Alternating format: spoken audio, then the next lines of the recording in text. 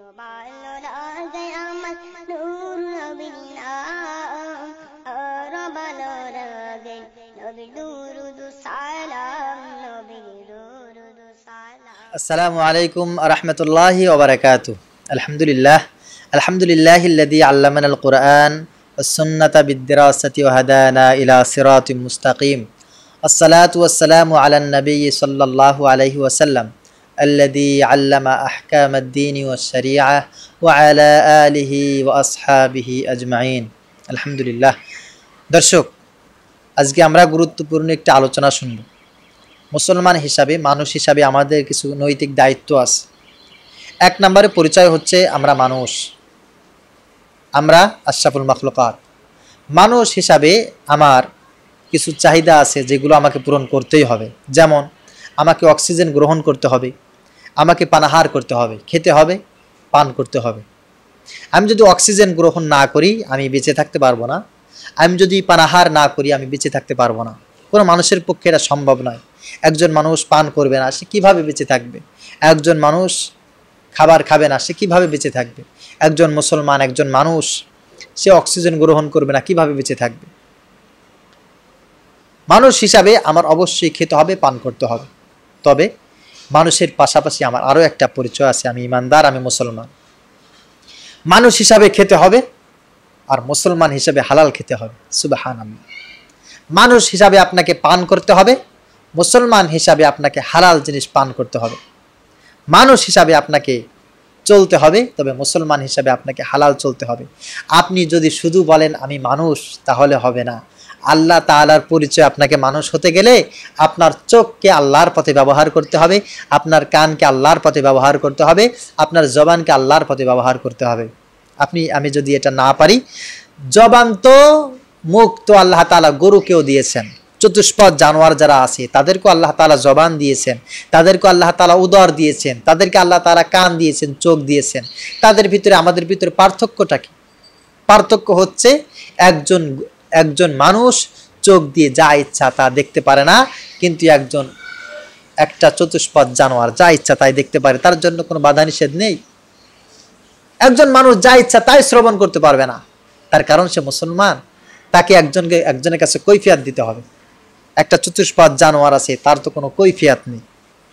এই জন্য আজকে যে বিষয়টা আলোচনা করতেছি তা হচ্ছে হালাল খাবার। মানুষের জন্য বেঁচে থাকার জন্য যেমন অক্সিজেন প্রয়োজন, তেমন বেঁচে থাকার জন্য, মুসলমানের ঈমান হেফাজত করার জন্য, আল্লাহর সন্তুষ্টি পাওয়ার জন্য ওই মানুষটার খাবার প্রয়োজন, হালাল খাবার। আল্লাহ তাআলা কোরআনুল কারীমে অসংখ্য জায়গায় বর্ণনা করেছেন। আল্লাহ তাআলা সূরা বাকারার 168 নম্বর আয়াতে আল্লাহ তাআলা বলেছেন, ইয়া আইয়ুহান নাস, হে দুনিয়ার মানব জাতি, কুলু মিন তাইয়্যিবাতি ফিল আরদ, কুলু মিম্মা ফিল আরদি হালালান তাইয়্যিবা, তোমরা জমিনের যে হালাল খাবার আছে সেটা দিয়ে ভক্ষণ করো। ওয়ালা তাত্তাবিউ খুতুওয়াতিশ শাইতান, তোমরা শয়তানের পদাঙ্ক অনুসরণ করো না। ইন্নাহু লাকুম আদুউম মুবিন, কেননা শয়তান তো তোমাদের প্রকাশ্য দুশমন, প্রকাশ্য শত্রু। ভাইরা, একটা জিনিস আমরা খেয়াল করি, সেটা হচ্ছে আল্লাহ তাআলা বলেছেন, ইয়া আইয়ুহান নাস, হে দুনিয়ার মানুষেরা, কুলু মিম্মা ফিল আরদি হালালান তাইয়্যিবা, তোমরা হালাল রুজি উপার্জন করো, হালাল রুজি তোমরা ভক্ষণ করো। সমস্ত মানুষকে আল্লাহ তাআলা কেন বলেছেন? এই কারণে, মানুষ যদিও ঈমানদার না, মানুষ যদিও মুসলমান না, কিন্তু মানুষের চরিত্রটা সুন্দর করা দরকার। আমি ঈমানদার হই বা নাই হই, আমার চরিত্র তো সুন্দর হওয়া দরকার। আমি মুসলিম হই বা নাই হই, আমার চরিত্র সুন্দর করা দরকার। আল্লাহ তাআলা হালাল খাবারের ভিতরে মানুষের চরিত্র ঠিক রেখেছেন। হালাল খাবারের ভিতরে মানুষের রুচিবোধ আল্লাহ ঠিক রেখেছেন। হালাল খাবারের ভিতরে আল্লাহ তাআলা মানুষের সেন্স ঠিক রেখেছেন। বিজ্ঞানীরা একটা জিনিস আবিষ্কার করেছে, তা হচ্ছে শূকরের মাংস আল্লাহ হারাম করেছেন, গাভীর মাংস, গরুর মাংস আল্লাহ তাআলা হালাল করেছেন। শূকরের মাংসের ভিতরে একটা হোমাস, যেই জিনিসটা মানুষকে একটা পশুর দিকে ধাবিত করে, পশুর জ্ঞানের দিকে ধাবিত করে। শূকরের মাংস খেলে পরে শরীরের ভিতরে এমন একটা ক্রিয়া কাজ করে, যেটা পুরুষ হয়ে একজন পুরুষেরকে সেক্স করতে মানুষের ভিতর দিয়ে জাগ্রত হয়। একজন নারীকে পছন্দ করতে শুরু করে, একজন পুরুষকে পছন্দ করতে শুরু করে। যারা শুকরের মাংস খায়, শুকরের মাংসের ভিতরে এরকম একটা পয়জন আল্লাহ তাআলা রেখে দিয়েছেন। এটা তো একজন মুসলমানের জন্য দরকার, এটা একজন গায়রে মুসলিম যারা আছে, নন মুসলিম, তাদের জন্য দরকার। এই জন্য আল্লাহ তাআলা হালাল খাবার কথা বলেছেন। আপনি মুসলমান, আপনি হারাম খাবেন, সুদ খাবেন, ঘুষ খাবেন, অবৈধ পন্থায় আপনি উপার্জন করবেন, আবার বলবেন আমি জান্নাতে যাব, এটা কেমন করে সম্ভব? না, এটা সম্ভব নয়। লা তাদখুলুল জান্নাতা জাসাদুন গুদিয়া বিল হারাম। নবীজি সাল্লাল্লাহু আলাইহি ওয়াসাল্লাম বলছেন, যে মানুষের শরীরের ভিতরে বিন্দু পরিমাণ কোনো হারাম খাবার প্রবেশ করবে, ওই মানুষের শরীর জান্নাতে যাবে না, সে জান্নাতের ঘ্রাণও পাবে না। এজন্য হারাম থেকে নিজেকে বাঁচাতে হবে। আর আল্লাহ তাআলা বলেছেন, ওয়ালা তাত্তাবিউ খুতুওয়াতিশ শাইতান, যে তোমরা শয়তানের পদাঙ্ক অনুসরণ করো না। তার মানে খারাপ খাবার খেও না। যারা খারাপ খাবার খায়, যারা হারাম খাবার খায়, তারা তো মুসলমান থাকে না, তারা তো মানুষ থাকে না, তারা তো শয়তান হয়ে যায়। শয়তানের কাজ কি? শয়তানের কাজ হচ্ছে নাপাক জিনিস খাওয়া। শয়তানের কাজ হচ্ছে বৈধ জিনিস থেকে দূরে থাকা, পবিত্র জিনিস থেকে দূরে থাকা। তো ওই মানুষটাও তো শয়তানের শেখানো জিনিসটাই করলো, শয়তানের খাবারটাই তো সে খেলো, তাহলে সে আর মানুষ থাকলো কোথায়?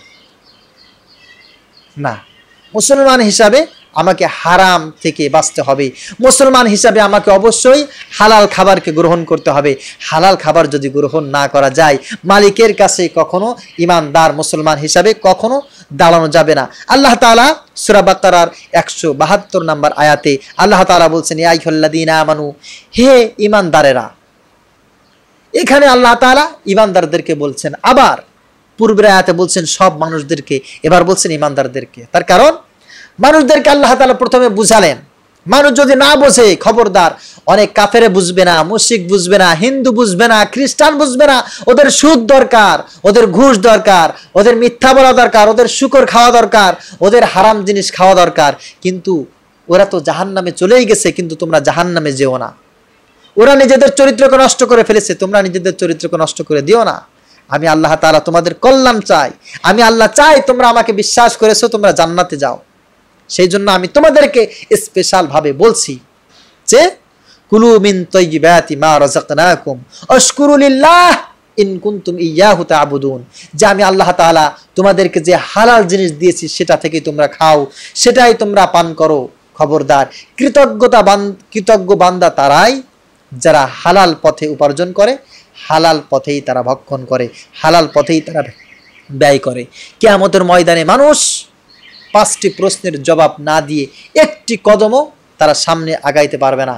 1 নাম্বার হচ্ছে, নবীজি সাল্লাল্লাহু আলাইহি ওয়াসাল্লাম বলেন যে আদম সন্তানেরা 5টি প্রশ্নের জবাব যতক্ষণ পর্যন্ত না দেবে, একটা কদমও সামনে আগাইতে পারবে না। তার ভিতরে একটা হচ্ছে আয়না ইকতাসাবা ওয়া ফীমা আনফাকাহু, যে কোন পথে উপার্জন করেছে, হালাল পথে নাকি হারাম পথে?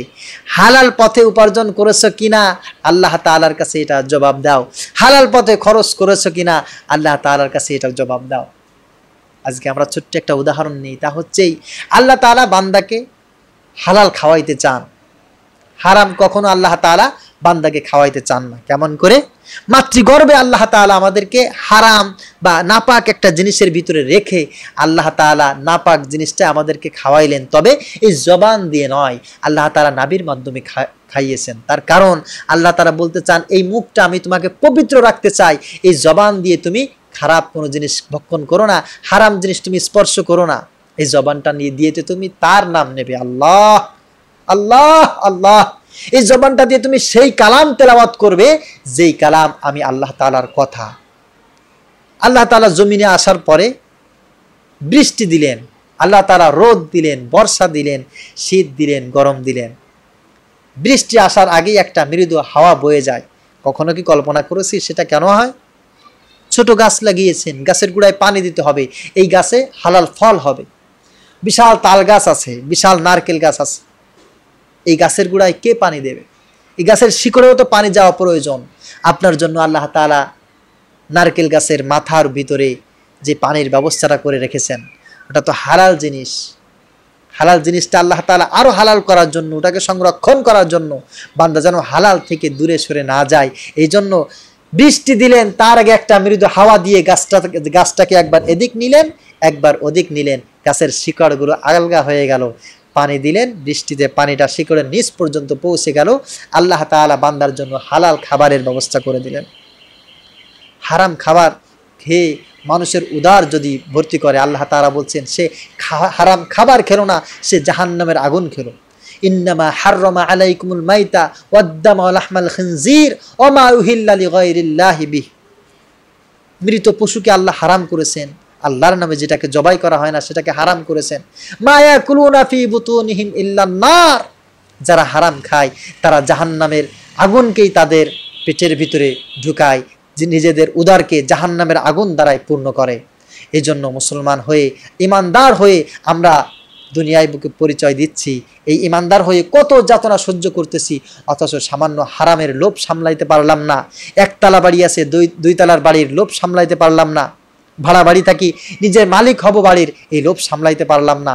যার কারণে আজকে হারাম পথে উপার্জন করতেছি। হারাম পথে অনেক মানুষ আজকে চলে গেছে। ইন্টারনেটে, ফেসবুকে, টুইটারে, ইউটিউবে খারাপ খারাপ নগ্ন ছবি দিয়ে যারা পয়সা উপার্জন করতেছে, খারাপ ভিডিও দিয়ে যারা পয়সা উপার্জন করতেছে, এই পয়সা কি হালাল? না। এই হারাম থেকে আল্লাহ তাআলা যেন মুসলমানদেরকে হেফাজত করে, এই হারাম থেকে যেন আল্লাহ তাআলা ইমানদারদেরকে হেফাজত করে।